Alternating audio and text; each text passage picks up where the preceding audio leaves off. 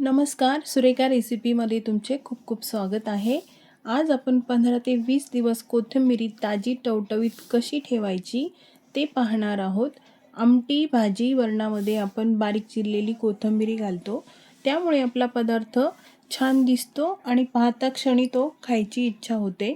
शिवाय कोथिंबीर घातल्यामुळे पदार्थ रुचकर व्हायला मदत होते. पण कधी-कधी आपण बाजारातून कोथिंबीर आणायला विसरतो किंवा बाजारामध्ये ताजी कोथिंबीर आपल्याला मिळत नाही. म्हणूनच एकदा बाजारातून कोथिंबीर घरी आणून ठेवली की ती 15 ते 20 दिवस ताजी टवटवीत कशी ठेवायची तेच आपण आज पाहणार आहोत. चला तर मग वेळ वाया न घालवता लगेच बघूया. तर कोथिंबीर ताजी आणि टवटवीत ठेवण्याची पहिली टिप्स म्हणजे कोथिंबीरीला अजिबात पाणी लावायचे नाही आणि अगदी पाण्याचा थेंबसुद्धा लावायचा नाही. शक्य होईल तेवढी कोथिंबीर कोरडी ठेवायची. आता काय करायचं, इथे मी कोथिंबीरीच्या फ्रेश 3 जुड्या घेतलेल्या आहेत. आता ही आपल्याला कट करून घ्यायची आहे. कोथिंबीरीचा सर्वात मागचा भाग म्हणजे ही देठं, ही सुरीने आपण आता कट करून वेगळी करून घेणार आहोत. जास्त नाही कट करायची, थोडीशी मागचा भाग आपल्याला कट करून घ्यायचा आहे. कोथिंबीर खराब होण्याचं पहिलं कारण म्हणजे कोथिंबीरीची ही देठं. आता ही दोरीसुद्धा आपल्याला कट करून घ्यायची आहे आणि आपल्याला ही कोथिंबीर अशी पसरवून ठेवायची, कारण आपण ही कोथिंबीर आत्ताच धुणार नाही, तर आपण तशीच ठेवणार आहोत. यात काही दुसऱ्या वनस्पती, गवत असेल तर ते आपल्याला काढून टाकायचं आहे. अशी दूर करून ठेवल्यामुळे कोथिंबीरच्या जुडीला हवा पण लागेल आणि या जुडीमध्ये जर एखादी काडी खराब असेल तर ती लगेच आपल्याला काढून टाकायची आहे, कारण ती एक काडी पूर्ण जुडी खराब करते. आता ही जुडी अशा हलक्या हाताने आपल्याला यावर आपटायची आहे, त्यामुळे यामध्ये जर कचरा किंवा माती असेल ती निघून जाईल. जर खाली माती असेल तर ती आपण हाताने अशी बाजूला करून घ्यायची आहे. आता ही कोथिंबीर आपण निवडून घेऊया. निवडायची म्हणजे पानं आणि देठं वेगळी वेगळी करायची असं नाही, तर ही जी कोवळी देठं असतात ना, ती पानासहित आपल्याला ठेवायची आहे आणि जी जाड देठं असतात ती फक्त वेगळी करायची आहे. कारण आपण जेव्हा भाजीसाठी कोथिंबीर चिरतो तेव्हा देठ पण चिरतोच ना. कोथिंबीर ही आपल्या स्वयंपाकात खूप महत्त्वाची आहे. कोथिंबीरीमुळे छान रुचकर आणि स्वादिष्ट पदार्थ होतात. आपल्या कोथिंबीरीला जेव्हा पदार्थामध्ये वापरायची आहे त्याच वेळेला कोथिंबीर धुवायची. आता आपण कोथिंबीर अजिबात धुणार नाही. आपली सर्व कोथिंबीर इथे निवडून झाली आहे. आपण कोथिंबीरीचे कोवळे दांडे आणि पानं एका बाजूला केली आहेत आणि थोडे जाड देठ साईडला ठेवले आहे. या देठांचा सुद्धा आपण पुढे उपयोग करणार आहोत.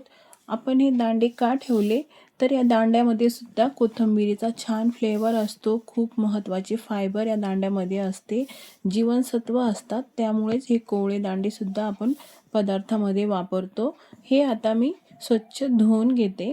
काही पदार्थामध्ये आपण हिरवं वाटण घालतो, म्हणजे हिरवी मिरची, कोथिंबीर आणि आलं याचं. तर या दांड्यांचा आपण हिरवं वाटण करण्यासाठी उपयोग करूया.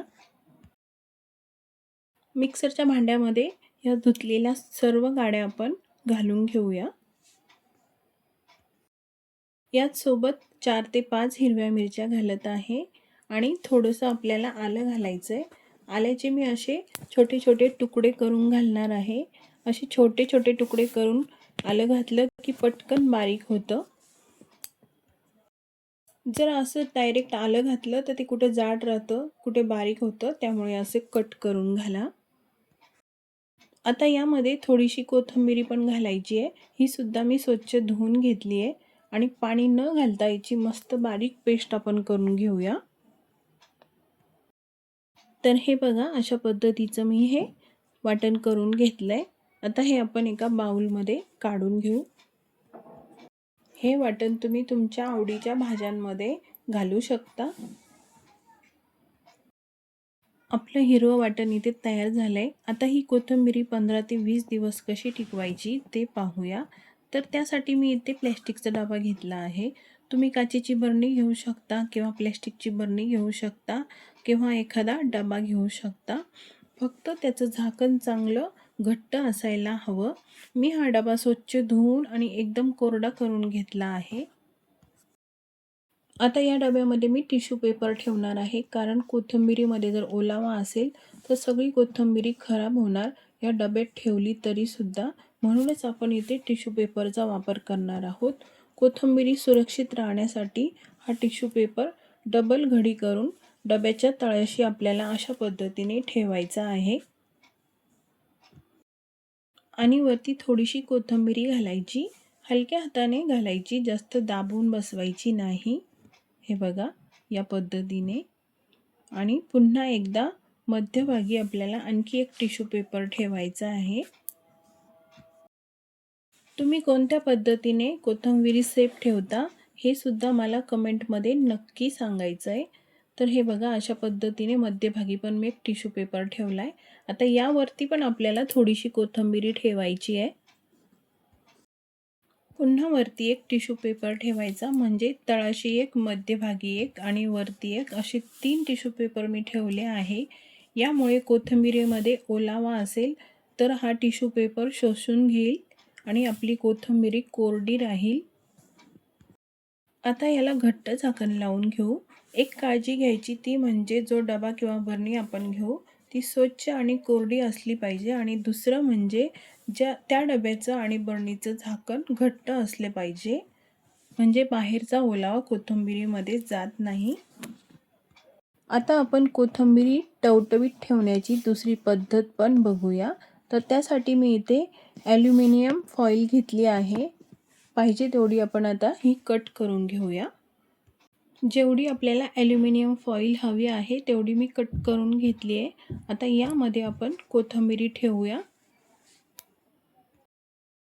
फॉईल हलक्या हाताने आपल्याला गुंडाळून घ्यायची आहे. सर्व बाजूनी व्यवस्थित कवर करून घ्यायचं, म्हणजे यामध्ये बाहेरचा ओलावा अजिबात जाणार नाही.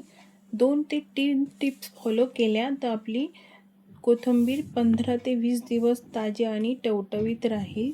पहिली टिप्स म्हणजे कोथिंबिरी बाजारातून आणली म्हणजे कोथिंबिरीचा मागचा भाग कट करून उलगडून ठेवायची. त्यात काही ओल्या काड्या असतील तर त्या लगेच बाजूला करायच्या.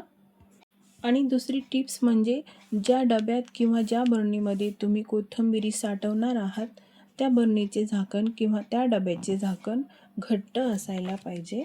तर अशा पद्धतीने फॉईल पेपरमध्ये कोथिंबिरी सर्व कवर केली आहे. आता ही बरणी आणि फॉईल फ्रीजमध्ये ठेवायची. जेव्हा जेव्हा आपल्याला कोथिंबिरी हवी असेल तेव्हा काढून घ्यायची आणि पुन्हा ही बरणी आणि फॉईल फ्रीजमध्ये ठेवून द्यायची. मिरची, आलं, कोथिंबिरीचं वाटणसुद्धा एअरटाईट डब्यामध्ये पॅक करून ठेवायचं आणि जेव्हा हवं तेव्हा वापरायचं आणि पुन्हा फ्रीजमध्ये ठेवून द्यायचं. हे सुद्धा 15 ते 20 दिवस फ्रीजमध्ये ताजं राहतं, खराब होत नाही. तर फ्रेंड्स, 15 ते 20 दिवस कोथिंबिरी ताजी आणि टवटवीत ठेवण्याची सोपी पद्धत आपण आज पाहिली आहे.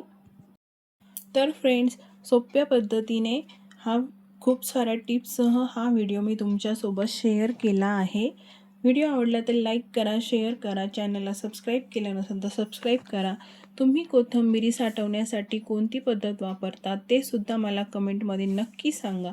पुन्हा भेटू एखाद्या छानशा रेसिपीसह. तोपर्यंत सर्वांना नमस्कार.